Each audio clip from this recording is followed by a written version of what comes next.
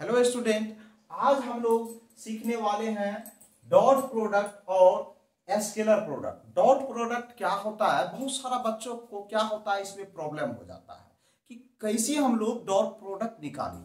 तो उसके लिए हम बेस्ट तरीका आपको हम बताने वाले हैं। बने रहिए वीडियो में। किस तरीके से, तो इसमें हम लोग दो वेक्टर ले लिए हैं। पहला वेक्टर पी वेक्टर लिए, हॉरिजॉन्टल है ये वेक्टर, और सम इंक्लिनेशन पर मतलब थीटा एंगल पर एक दूसरा वेक्टर क्यू वेक्टर लिए हैं। कौन सा वेक्टर लिए हैं? Q vector. ये क्या है? Q vector. तो दोनों वेक्टर का डॉट प्रोडक्ट कैसे निकाला जाता है ये समझते हैं। तो सबसे पहले इसका फॉर्मूला कैसे लिखा जाता है ये समझते हैं। तो इसका हम डॉट प्रोडक्ट निकालना चाहे तो पी वेक्टर बीच में क्या देंगे? डॉट देंगे, क्यू वेक्टर। तो इसको कैसे लिखा जाता है? पी वेक्टर का magnitude into Q vector cos theta. Cos theta क्या होता है? देखिए, कॉस थीटा जो है दो वेक्टर के बीच का एंगल होता है। मतलब यदि दो वेक्टर का हम लोग को डॉट प्रोडक्ट के निकालने के लिए तो वो आसान सा फार्मूला होता है। पी वेक्टर, पहला वेक्टर पी है, सेकेंड वेक्टर मेरा क्यू है, तो P vector dot Q vector equal to क्या लिखते हैं? पी वेक्टर का magnitude into Q vector cos theta. Cos theta क्या होता है? Angle between two vector. मतलब दोनों वेक्टर के बीच का एंगल जो होता है वही क्या होता है? थीटा होता है। हो सकता है ये 30 डिग्री हो, 40 डिग्री, वो हम लोग देखेंगे। तो ये इसका मीन क्या हो जाता है? डॉट प्रोडक्ट का फॉर्मूला हो जाता है। क्या हो जाता है? फॉर्मूला हो जाता है। अब इसी में हम लोग थीटा को वेरी कर सकते हैं। मतलब क्या कहेंगे? इफ ऐसा हो जाए, इफ थीटा क्या हो जाए? थीटा का वैल्यू 0 डिग्री हो जाए तो क्या लिखेंगे?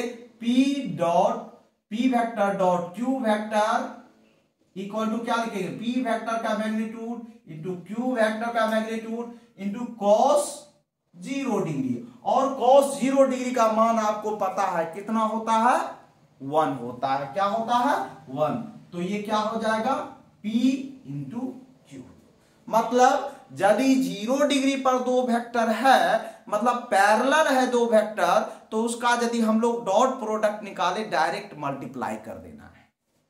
अब उसी तरह से हम लोग को ये दिया रहे कि मान लीजिए इफ थीटा इक्वल टू, ये मतलब क्या होगा? दो वेक्टर क्या है? पैरेलल वेक्टर है। क्या है? पैरेलल वेक्टर है। अब थीटा इक्वल टू 90 डिग्री दे दे तो ये क्या हो गया? परपेंडिकुलर। परपेंडिकुलर, परपेंडिकुलर, दो वेक्टर क्या है? परपेंडिकुलर। तो इस केस में P vector dot Q vector equal to क्या लिखेंगे? पी वेक्टर का मैग्नीट्यूड इंटू क्यू वेक्टर का मैग्नीट्यूड इंटू कॉस 90 डिग्री, क्योंकि एंगल कितना दिया है? 90 डिग्री। तो 90 डिग्री का वैल्यू कितना होता है? 0। 0 को पी क्यू से मल्टीप्लाई करेंगे तो क्या हो जाएगा? 0। तो इस केस में मेरा P vector dot Q vector क्या हो जाता है? 0। इसलिए कहते हैं जब कूली अपने सर पर कोई भी सामान लेके जाता है, उस केस में वर्क डन 0 क्यों होता है? क्योंकि उसमें हम लोग का फोर्स और डिस्प्लेसमेंट क्या होता है? परपेंडिकुलर होता है। इसलिए उस केस में फिजिक्स के लैंग्वेज में वर्क डन क्या हो जाता है? 0। अब तीसरा केस, थीटा क्या हो जाए? 180 डिग्री। इसको हम लोग क्या कहेंगे? Anti parallel. क्या कहेंगे? Anti parallel. क्या कहेंगे? Anti parallel. और इस केस में मेरा P vector dot Q vector को क्या लिख सकते हैं हम लोग? P का मैग्नीट्यूड Q का मैग्नीट्यूड इंटू कॉस 180 डिग्री। और कॉस 180 डिग्री का वैल्यू कितना होता है? -1। तो ये क्या हो जाएगा? Negative times of P and Q। तो इस तरीके से हम लोग दो वेक्टर का डॉट प्रोडक्ट इस तरीके से सीखे। अब हम लोग किसका डॉट प्रोडक्ट सीखने वाले हैं? यूनिट वेक्टर का। ये मोस्ट इंपोर्टेंट होता, क्योंकि सबसे ज्यादा यूनिट वेक्टर का यूज हम लोग किस लिए करते हैं?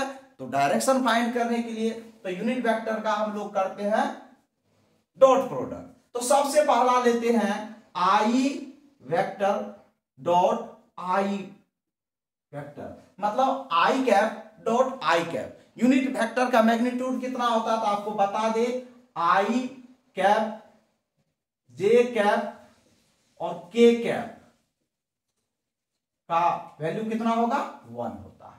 तो ये यदि हम लोग लिखे आई डॉट आई, मतलब आई कैप डॉट आई, मतलब दोनों के बीच का कोण कितना, ये आई है, आई कैप वेक्टर है, ये भी आई कैप वेक्टर, तो एक ही लाइन पर है तो पैरेलल हुआ तो 0 डिग्री बनाएगा। तो इसको क्या लिखेंगे, इसका मैग्नीट्यूड कितना होता है 1 इंटू, इसका मैग्नीट्यूड कितना होता है 1 into cos 0 degree, cos 0 degree का वैल्यू कितना होता है 1, तो 1 हो जाएगा। मतलब इससे पता चला यदि दो सिमिलर सेम यूनिट वेक्टर का डॉट प्रोडक्ट निकाले तो उसका मान कितना आएगा 1। मतलब हम लोग को डायरेक्ट याद रखना है कि I dot I 1, J dot J कितना हो जाएगा 1 हो जाएगा, के डॉट के कितना हो जाएगा 1 हो जाएगा। तो हम लोग को यह पता चला कि जब दो सिमिलर मतलब सेम यूनिट वेक्टर ले, आई हो या जे हो या के हो, तो उसका डॉट प्रोडक्ट क्या होगा 1 होगा।